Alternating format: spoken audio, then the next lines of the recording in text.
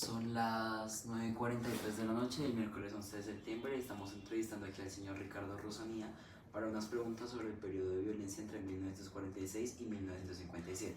Bueno, ¿podrías por favor introducirte, desarrollarnos de ti, dónde naciste, en qué año y cuál es tu formación académica? Yo soy de nacimiento barranquillero. Nací 1967, 27 de julio. Profesión politólogo. ¿Qué sabes del periodo de violencia en Colombia durante los años 1946 a 1957? ¿Sabes por qué se dio esa violencia? Esa es una violencia que la historia colombiana la registra como bipartidista. Una violencia entre el Partido Liberal enfrentado con el Partido Conservador, quienes se disputaban el poder político en esa época en Colombia.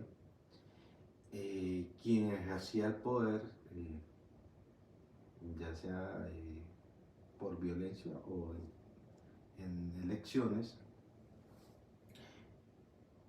buscaba someter al otro.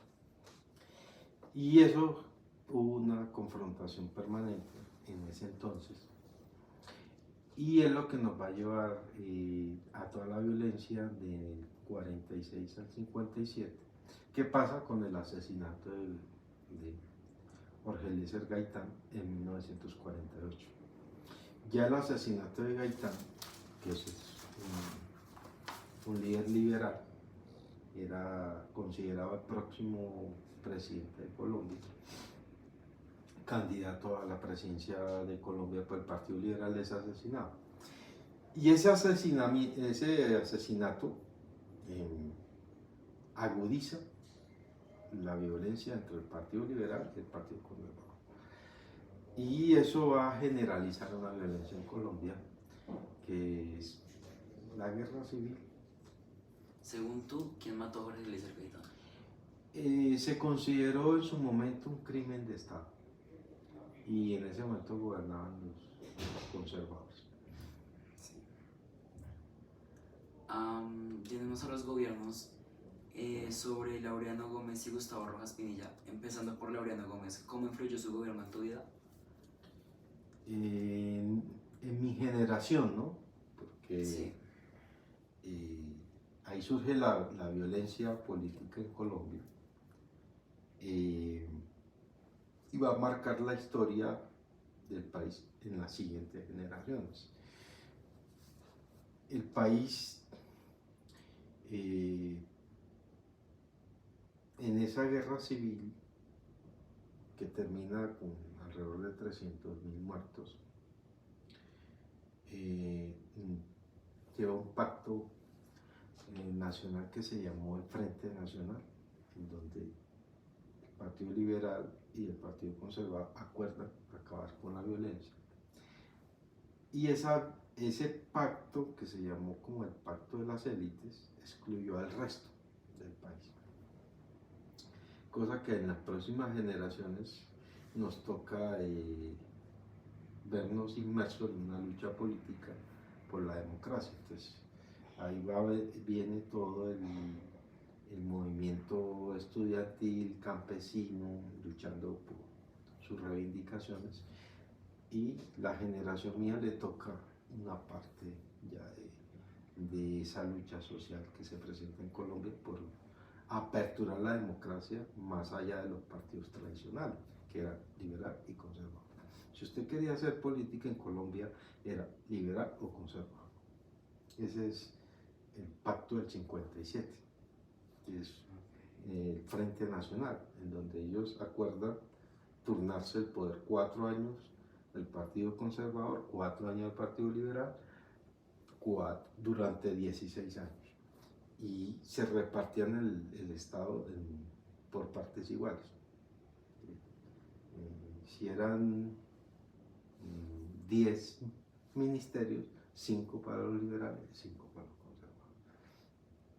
Esa fórmula que solucionó la violencia entre liberales y conservadores nos llevó a otro tipo de violencia, a los que quedaron por fuera de los dos partidos tradicionales.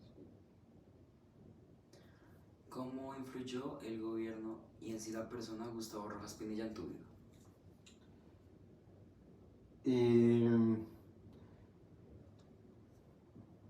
yo me veo inmerso luego en la lucha estudiantil, que es esa que te narraba, que son los sectores populares que se sintieron excluidos desde el 57 al 74. Ahí viene una lucha en Colombia por ampliar la democracia y toda esta generación de los años 60, 70, 80 va a verse inmerso en una lucha, digamos, en ese momento revolucionaria en contra del bipartidismo, es que ahí donde se consolidó el bipartidismo. Y el país no era solamente liberal y conservadores, había independientes, gente de izquierda y otro tipo de expresiones políticas. ¿Podrías contarnos toda tu experiencia en el M19? Nosotros vamos a nacer como producto del fraude de 1970. Le roban las elecciones al general Rojas Pinilla porque había que cumplir el pacto entre liberales y conservadores y le tocaba al partido conservador en el 70, pero la gente votó fue por Rojas Pinilla. Entonces el robo a las elecciones del 70 genera un gran descontento de la sociedad colombiana que quería un cambio, y por esa razón va a surgir el M19 como una voz de protesta, y la juventud en ese momento va a ir sumándose años después a esa lucha por la democracia. ¿Tú cómo te uniste a esa lucha? ¿Fue una decisión? Esa es una decisión en una coyuntura en donde la juventud busca una causa. ¿Qué años tenías más o menos? Yo tenía alrededor de 16 años. ¿Y bajo qué motivos te uniste? Estábamos en el bachillerato y ahí había una reivindicación, la lucha por la educación pública. Y entonces se unían maestros, universidades y los colegios públicos. Y ahí te vas involucrando, digamos, con militantes de distintos movimientos, entre esos del M19. ¿Cómo fue tu vida en la guerrilla y te sentías bien en ella?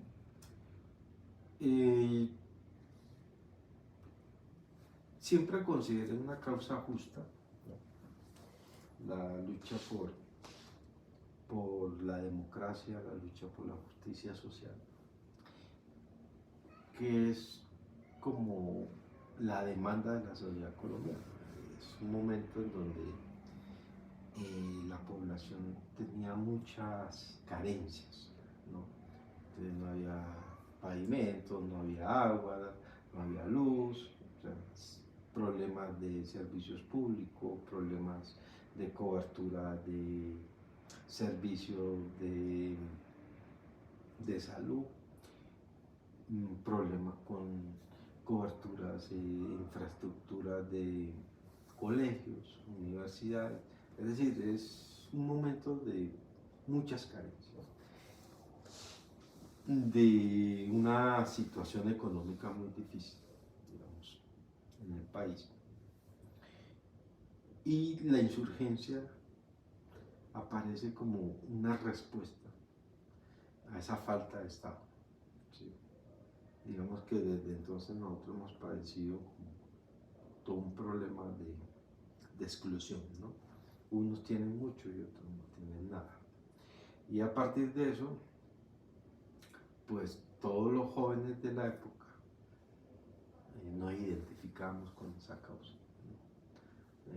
Por una mejor educación, por mejor salud, por mejores condiciones de vida, por los servicios públicos, por el costo de la vida, es decir, toda esa demanda de inconformismo en la sociedad se canalizaba a través de la rebeldía. Es lo que explica, digamos, la llegada de muchos jóvenes de las épocas a todas estas organizaciones, digamos, revolucionarias, algunas de la lucha armada como el M19. Bajo estos motivos por los que te sentías identificado o cualquier otro motivo, ¿alguna vez no asesinaste a alguien? No, nosotros tratamos que la lucha armada del M19 fuera una lucha más de propaganda armada, sobre todo en las ciudades. Así que los jóvenes que nos vinculábamos en esa época estábamos más en acciones propagandísticas, no propiamente de acciones de guerra. ¿Alguna vez has estado preso? Sí, estuve detenido en una época. Tú ya, bueno, ¿cómo dejaste, supongo, la guerrilla y qué consecuencias trajo en tu vida?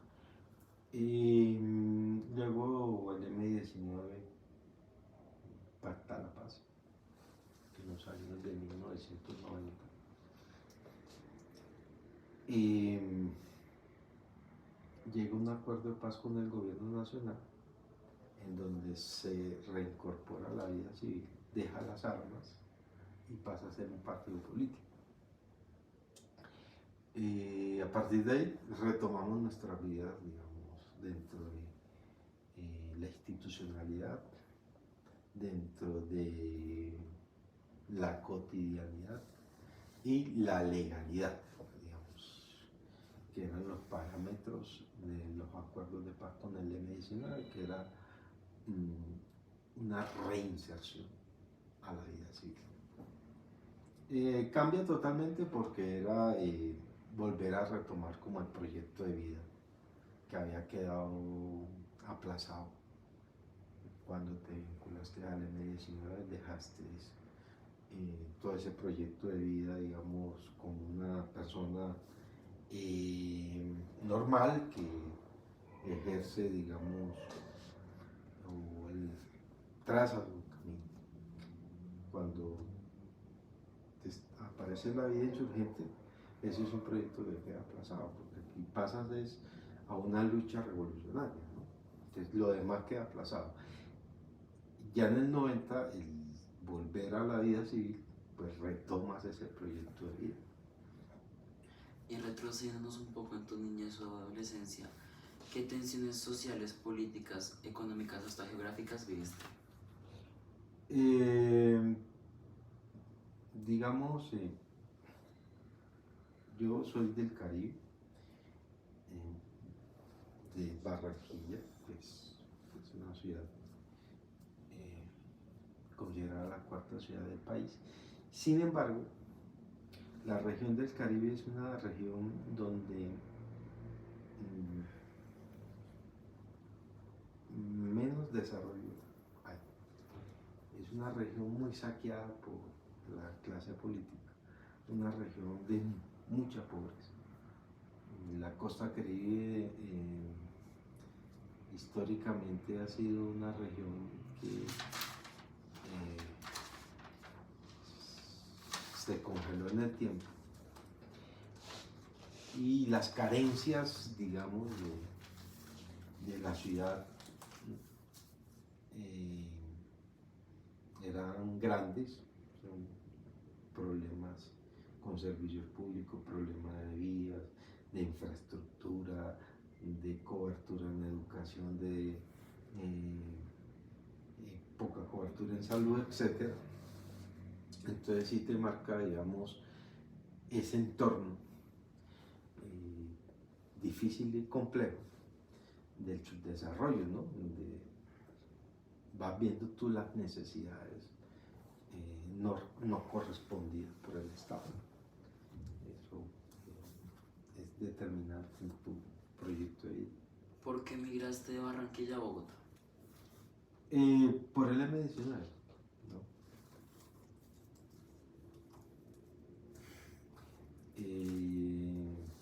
Ya cuando ingresas al M19 y consideran que ya tu militancia allá regional o local se agota, empiezan a trasladarte a otras regiones, juegan muchas variables, ¿no? Porque ya te conocen o porque necesitan fortalecer otras regionales, hay N variables. Bueno, todo el contexto y todos estos años, ¿tú qué postura política tenías? Yo siempre he sido de pensamiento crítico, siempre he sido de ideología de izquierda y siempre he cuestionado a este régimen político. ¿Tú crees que el periodo de violencia influenció en tu postura política? Sí, claro. La violencia en Colombia es el origen de la violencia en Colombia son dos cosas. La exclusión política de una élite que se apodera del poder y excluye al resto. Eso nos llevó a la violencia.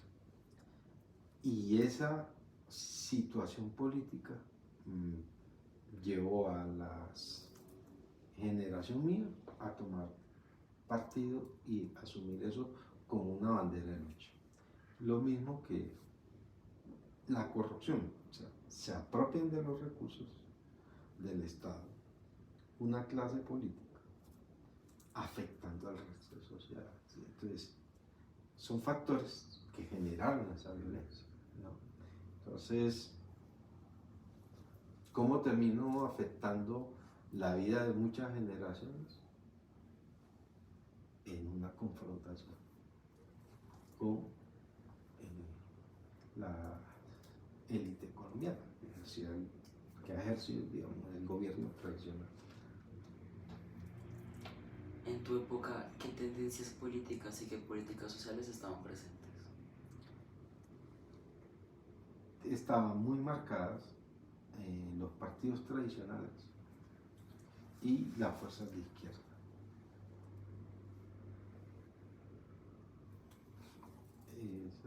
Se da una confrontación abierta de dos ideologías distintas.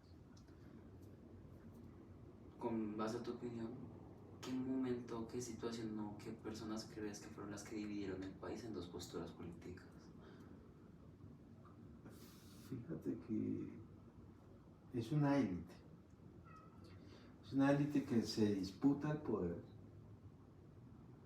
que pues se ponen de acuerdo y excluyen al resto. Es decir, teníamos los jefes del Partido Conservador y los jefes del Partido Liberal. ¿Quién eran los jefes? Unas familias. ¿Qué son esas familias?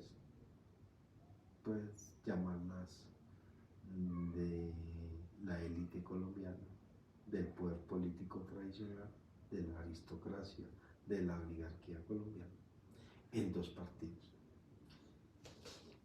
Esas élites se confrontaron. Okay. Esas élites arrastraban a su partido a una guerra. Y al arrastrar a su partido, dividieron la sociedad colombiana. Y la sociedad colombiana entra en una guerra civil.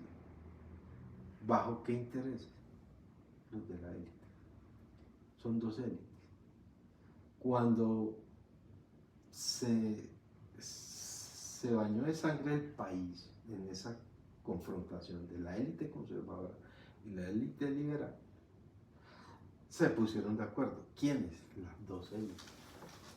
Y ahí nace el Frente Nacional. ¿Y en qué se ponen de acuerdo? En que acaban la violencia y que se van a rotar el poder 4 años los liberales, 4 años conservadores. Es decir, nosotros hemos vivido una violencia que generaron dos élites, una liberal y una conservadora. Y cuando se pusieron de acuerdo, excluyeron al resto. Ok. ¿Tú ya conocías el libro Colombia, una historia mínima? Sí. De Jorge Orlando Melo. Este es un historiador muy importante y muy leído en Colombia. Es un referente. Es reconocido como uno de los grandes historiadores. Yéndonos al capítulo en el que estamos centrados ahora mismo, ¿por qué crees que se cita, no como título solamente, violencia y dictadura con la V mayúscula? En violencia.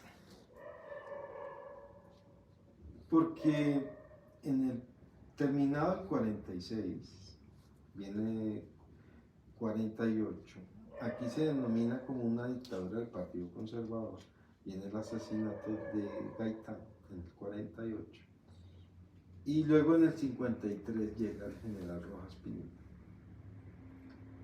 Y el general Rojas Pinilla es impuesto para buscar la pacificación del país a través del control de las armas con el ejército. Y entonces se considera como la dictadura en el momento del general Rojas Pinilla, que su gobierno va hasta el 57. Entonces es un periodo... ¿Quién destituyó, no? Sí, es un periodo de violencia y es un periodo de la dictadura de Rojas Pinilla, pero también se considera que el gobierno de Ospina tiene esa característica también de violencia y se podría, digamos, también catalogar como una especie de dictadura, pero realmente conceptualmente en rigor la dictadura sería del 53 al 57, que es la del general Rojas Pinilla, pero la violencia es del 46 al 57. Con base a las guerras civiles como con situaciones de las Bogotazo y las Bananeras, o con problemas de armamento y guerras con las guerrillas y entre el gobierno, ¿tú consideras que esta violencia ahora mismo está acabada? No, el ciclo de violencia aún continúa, ¿no? Con nuevos actores. Comparado al tiempo en el que estamos hablando, con la actualidad, ¿qué crees que ha cambiado? Han cambiado las reivindicaciones en la violencia, ¿no? Veníamos de una violencia política en donde los dos partidos se disputaron el poder, el conservador y el liberal, de manera violenta. Luego acuerdan, excluyen al resto y se genera una nueva etapa de la violencia política en Colombia, de apertura a la participación. Luego se pactan con todas estas insurgencias la inclusión de otros partidos políticos distintos al liberal y conservador que también puedan ejercer la política y estar en la lucha, digamos, por acceder al gobierno. Y ahí termina un ciclo de la violencia política en Colombia. Pero va a surgir una nueva violencia, la violencia que está ligada al poder de las mafias. Es una violencia ligada al narcotráfico. De ahí, de esa violencia del narcotráfico, es ahora una de las violencias de esta época, de las economías ilegales, ¿no? Entonces te aparece en la minería ilegal, el contrabando, el narcotráfico, la cocaína, y ahí van surgiendo. ¿Tú estuviste relacionado con el narcotráfico? No, en mi época el narcotráfico estaba ligado fundamentalmente a estructuras delincuenciales. No ejercían poder político. ¿Qué de todo lo que me has hablado crees que aún permanece en tu vida y en tu día a día? de esas experiencias y vivencias, yo creo que la lucha por un país con más oportunidades. O sea, eso permanece en el tiempo. Para ir finalizando, en todos los momentos que ha pasado, ¿cuál ha sido el contexto de las elecciones en tu vida? Elecciones presidenciales.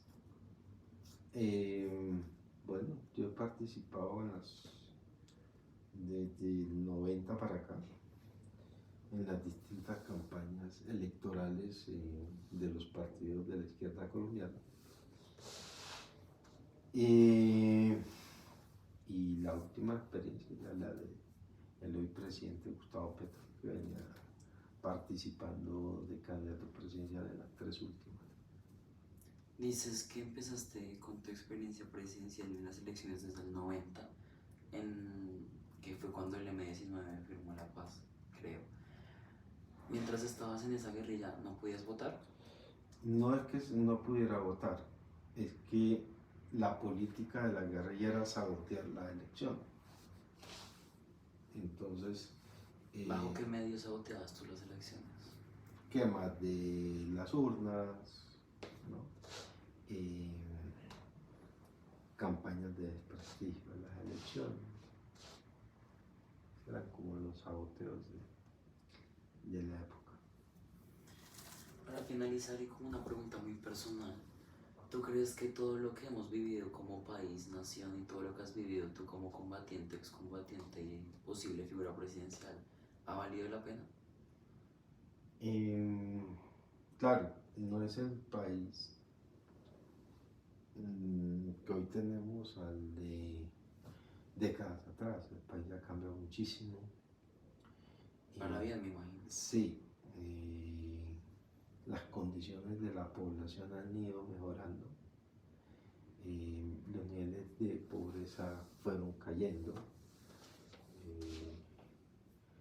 La participación de los sectores populares en la democracia se ha ido fortaleciendo. Ya el país puede elegir alcaldes, gobernadores, senadores democráticamente. Antes de la lucha de los 90, en Colombia no se elegía gobernadores, pero el gobernador es una figura de la Constitución del 91. Las primeras elecciones de alcalde fueron en el 86. Y luego la apertura que otros partidos distintos al Partido Conservador y Liberal participen y tengan ese derecho a ser elegidos. Va cambiando las condiciones del país en términos políticos, en términos sociales, en términos económicos. Seguimos con muchos problemas, con muchas situaciones por cambiar, pero es un país distinto, ¿no? Es un país en donde hemos logrado algunos desarrollos económicos y sociales importantes. Como opinión personal, ¿tú crees también que esta violencia puede ser representada por la falta de manejo gubernamental que tuvimos post-conquista? La violencia en Colombia, que es como cíclica, que va apareciendo De nuevas maneras. de muchas maneras en la historia colombiana, es una herencia muy española, en el sentido que el país se fue imponiendo a través de las armas, ¿no? Nosotros logramos la independencia con las armas. En ese momento la lucha del libertador, lo que fue el ejército patriota, y logra la independencia. Y después de la independencia vino las luchas internas por el poder en Colombia y fue a través de las armas. Eso fue construyendo en el país una cultura de resolver los problemas y el poder político a través de las armas.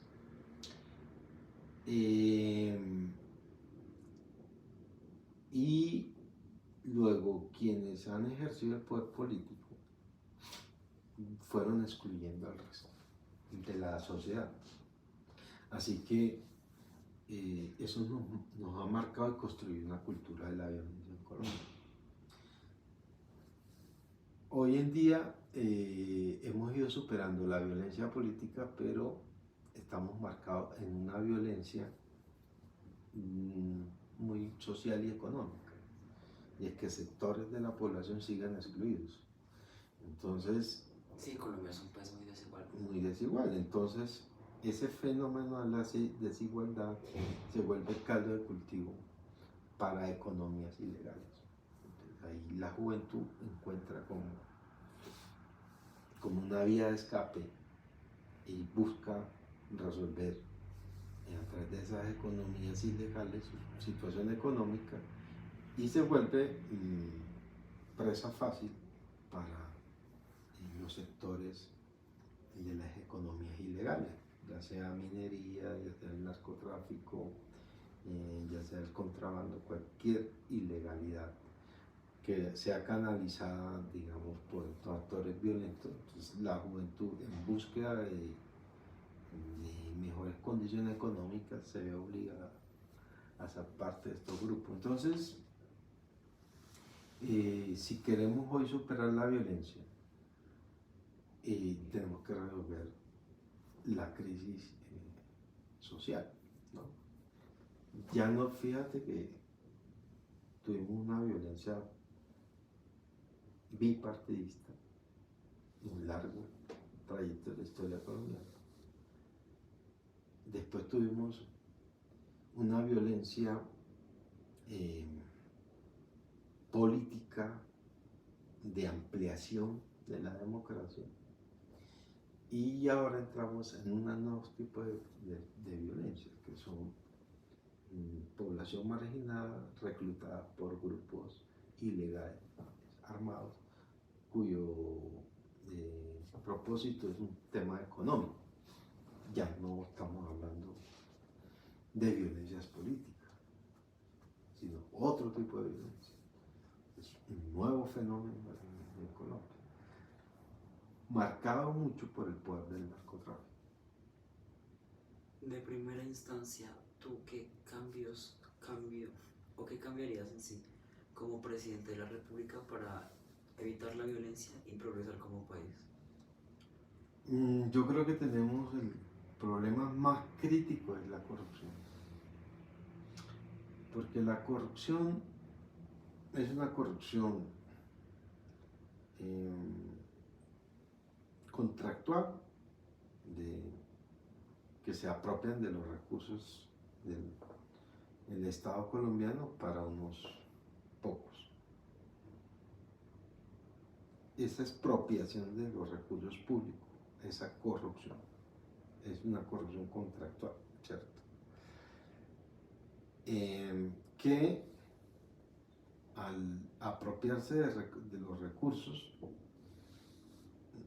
genera que el Estado no cumpla su papel fundamental, que es resolver los problemas que demande la sociedad. Entonces estamos frente a un saqueo de los recursos públicos. Eso es clave, combatir esa corrupción. Y hay otra corrupción, que es la corrupción administrativa. Entonces, la corrupción administrativa es que las autoridades hacen alianzas con sectores ilegales. Esos sectores ilegales,